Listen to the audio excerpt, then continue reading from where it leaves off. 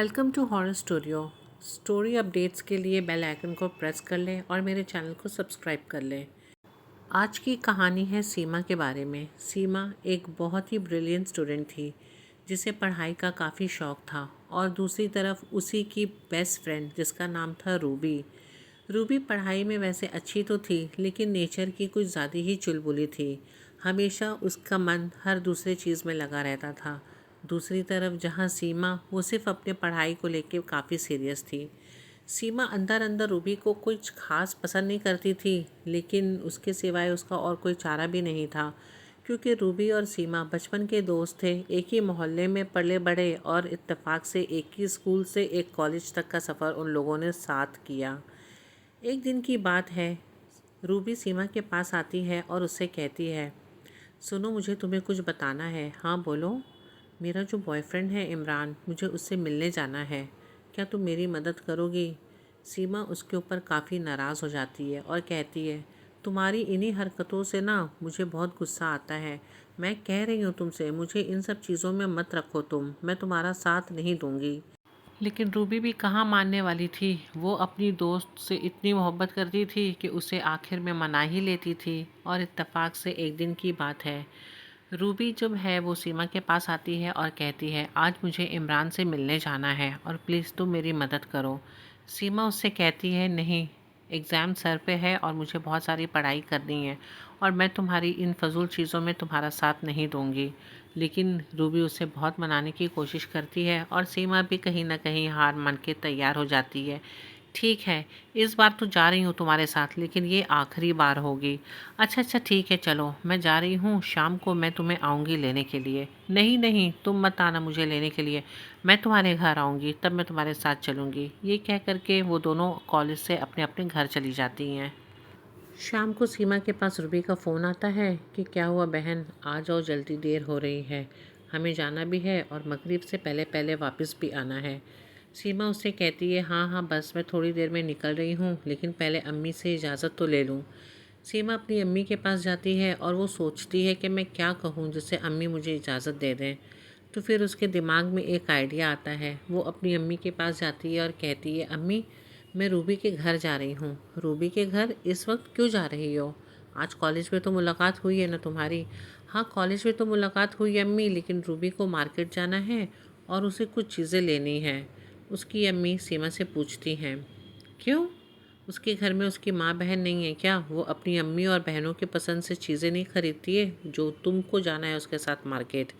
मुझे तुम्हारा रूबी के साथ मिलना जुलना कुछ ज़्यादा पसंद नहीं है। सीमा कहती है, अम्मी आप तो बस ऐसे ही कह रही हैं, आपको तो पता है ना कि रूबी कैसी है। वो मेरे बगैर कोई भी चीज़ खरीदती ही नहीं, उसे मेरी पसंद आई हुई चीज़ बहुत अच्छी लगती है। चले अम्मी मैं जा रही हूँ और मैं शाम से जल्दी वापस आ जाऊँगी। ये कह करके सीमा रूबी के घर चली जाती है। जब सीमा रूबी के घर पहुंचती है और बेल मारती है तो उसकी अम्मी दरवाज़ा खोलती हैं। रूबी की अम्मी का मूड कुछ ख़राब हुआ रहता है सीमा को देख के। सीमा को भी ये चीज़ देखकर कुछ अजीब सा लगता है कि क्या बात है, आज आंटी मुझे देखकर ऐसे मुंह क्यों बना रही हैं? लगता है ये मुझसे कुछ नाराज़ हैं। तभी सोचते सोचते सीमा रूबी की मम्मी से पूछती है, क्या बात है आंटी, आज आप बहुत चुप चुप हैं? चुप चुप नहीं है, मुझे समझ में नहीं आता है तुम लड़कियों का चल क्या रहा है। तुम्हें मार्केट जाना था तो तुम अपनी अम्मी के साथ चली जाती, तुम रूबी को लेकर के क्यों जा रही हो मार्केट? ये बात सुनकर सीमा को काफ़ी गुस्सा आता है, लेकिन वो उसकी अम्मी से कुछ नहीं कहती। वो उसकी अम्मी से पूछती है, आंटी रूबी कहाँ है? अपने कमरे में है। सीमा गुस्से से उसके कमरे में जाती है और रूबी से कहती है, हद होती है बदतमीज़ी की, तुमने अपनी अम्मी से क्यों कहा कि मैं तुम्हें मार्केट लेके जा रही हूँ? लेकिन रूबी जो नेचर की हमेशा से चुलबुल रहती है, वो हंस पड़ती है और सीमा से कहती है, अरे छोड़ो ना यार, क्या फ़र्क पड़ता है मैं तुम्हें लेके जाऊँ या तुम मुझे लेके जाओ, जाना तो हम दोनों को ही है। चलो चलो जल्दी चलो, इमरान इंतज़ार कर रहा होगा और शाम होने से पहले हम लोगों को वापस आना है, नहीं तो मेरे और तुम्हारे घर पे डांट पड़ जाएगी अच्छी सी। रूबी और सीमा अपने घर से निकल जाती हैं और वो इमरान से मिलने के लिए शहर से थोड़े से दूर में एक पार्क है, वहाँ पे जाती हैं। उस पार्क के ठीक बगल में एक कब्रिस्तान रहता है। कब्रिस्तान और पार्क का दीवार एक दूसरे से सटा हुआ रहता है। रूबी तो मिलने चली जाती है इमरान से उस पार्क के अंदर, लेकिन सीमा को बिल्कुल भी अच्छा नहीं लगता।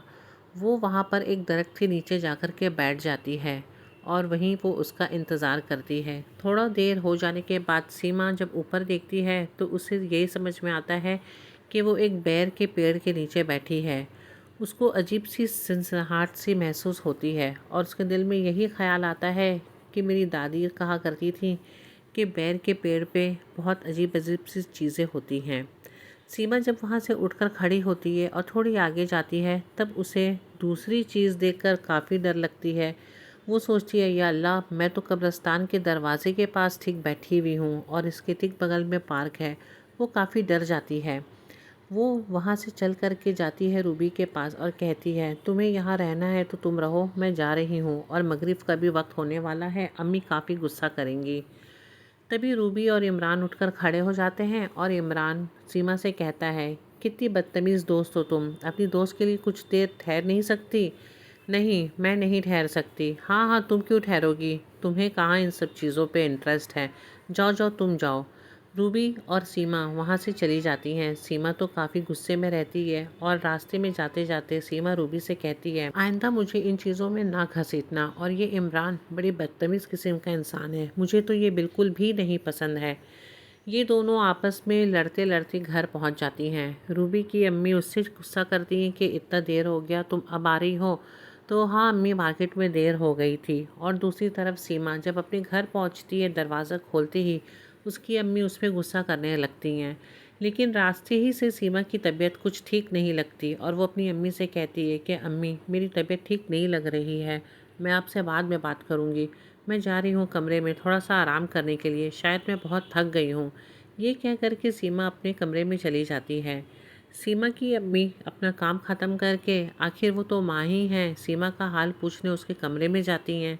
जब वो सीमा के पास जाती हैं तो वो देखती हैं सीमा को कि उसे बहुत तेज़ बुखार हुआ रहता है और सीमा अपने होश में भी नहीं रहती है। तभी वो सीमा के अब्बू को बुलाकर लेकर आती हैं और वो दोनों उसे लेकर डॉक्टर के पास जाते हैं। दवा की वजह से बुखार तो उतर जाता है, लेकिन दिन ब दिन सीमा को कमज़ोरी और गहरा होते चले जाता है। उसकी कमज़ोरी ख़त्म होने का नाम ही नहीं लेती। सीमा, जो कि देखने में बेइंतहा खूबसूरत लड़की, लंबे लंबे बाल, दिन ब दिन उसकी सेहत गिरती चली जा रही थी। वो सिर्फ एक ढांचा बन कर के रह गई थी। उसके चेहरे से रौनक भी ख़त्म होती चली जा रही थी। उसके अम्मी और अब्बू काफ़ी परेशान रहने लगे थे ये सोच कर के कि हमारी बेटी को आखिर हो क्या गया। उसकी पढ़ाई भी ख़राब हो गई, ना ये घर से बाहर जाती है, ना ये किसी से बात करती है, और उसे बीच बीच में अजीब किस्म का दौरा भी पड़ना शुरू हो गया था। तभी सीमा के अब्बू को किसी ने बताया कि आप नहीं हो तो किसी आलिम को दिखाएं, मुझे लगता है कि आपकी बेटी शायद किसी हवा में है। सीमा के अब्बू उसे 2-3 आलिम को दिखाते हैं, जिससे कुछ दिन तक तो उसे आराम हो जाता है, लेकिन उसके बाद भी सीमा को दौरा पड़ने लगता है और उसकी सेहत और ख़राब होती चली जाती है। इस गम के मारे कुछ दिन के बाद सीमा की अम्मी का इंतकाल हो जाता है और सीमा, उसकी बहन और उसके अब्बू और उसका एक भाई बिल्कुल भी अकेले हो जाते हैं। सीमा के अब्बू सीमा को लेकर काफ़ी परेशान रहते हैं। वो सोचते हैं अगर मैं इसकी शादी करवा दूँ तो हो सकता है कि शायद ये ठीक हो जाए। लेकिन सीमा की शादी की बात जहाँ जहाँ चलती है वहाँ वहाँ उसे रिजेक्ट कर दिया जाता है। इस सदमा में सीमा के अब्बू भी चल बसते हैं। बच गया सीमा का भाई और उसकी छोटी बहन। कुछ दिन के बाद सीमा का भाई भी शादी कर लेता है क्योंकि सीमा की हालत बिल्कुल ठीक नहीं रहती। अब आगे की कहानी सीमा की बहन नेहा की ज़ुबानी। नेहा, आप ही दिन ब दिन उनकी सेहत गिरती चली जा रही थी। अब तो आप ही की हालत ऐसी हो गई थी कि वो बिस्तर से भी उठ नहीं पा रही थी।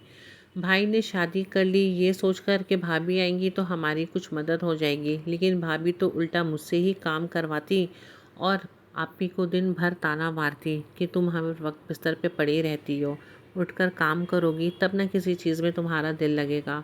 अब्बू और अम्मी के जाने के बाद हम दोनों बहन बिल्कुल भी अकेली हो गए थे।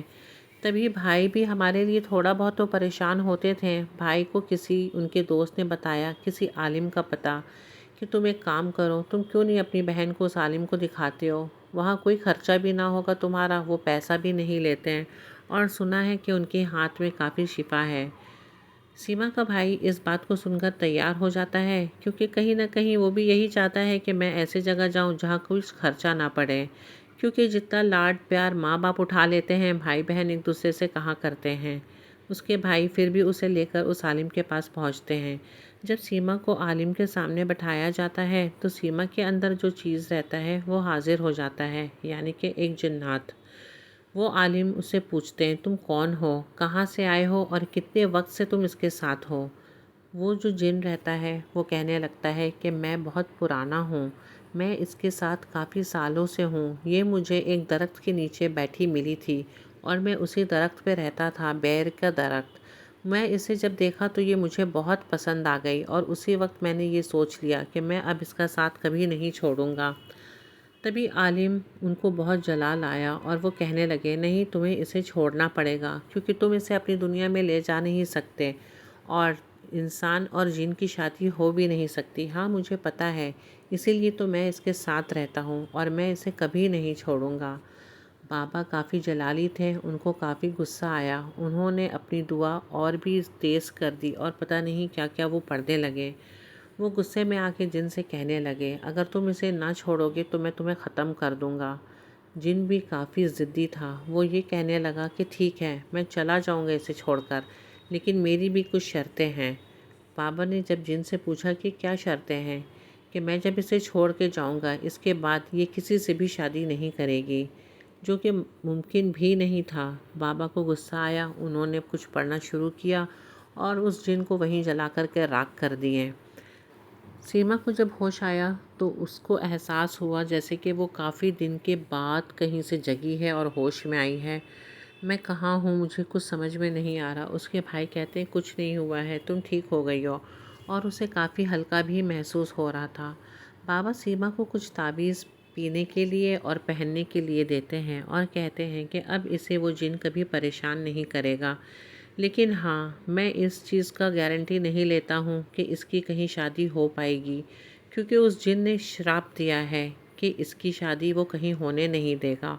और तुम्हें भी पता है कि जिन जो होते हैं वो कभी मरते नहीं, वो वापस कभी ना कभी ज़रूर आते हैं लौट कर। उस दिन के बाद से सीमा की ज़िंदगी में सुकून तो रही, लेकिन बेचारी की शादी आज तक ना हो सकी। और आप ही की ही शादी नहीं, मेरी भी शादी आज तक नहीं हो सकी। काश आप ही उस दिन अपनी दोस्त के साथ उस पार्क में ना गई होती। काश वो अपनी दोस्त को मना कर चुकी होती इन चीज़ों के लिए, तो आज आप ही की ज़िंदगी बर्बाद ना हुई होती और उनके साथ साथ मेरी भी ज़िंदगी बर्बाद ना हुई होती। आप ही के साथ ज़िंदगी में क्या बीता, उस दिन के बाद उनकी दोस्त उन्हें पूछने भी नहीं आई। वो अपनी ज़िंदगी में काफ़ी खुश हैं। आप ही ने अपनी दोस्ती के लिए बहुत बड़ी कीमत चुकाई। उन्होंने अपने साथ साथ मेरी भी ज़िंदगी बर्बाद कर दी। आज आप ही खुश हैं, लेकिन कहीं न कहीं हम दोनों बहनें यही सोचते हैं कि एक गलती जिसके वजह से हमारी सारी ज़िंदगी बर्बाद हो गई।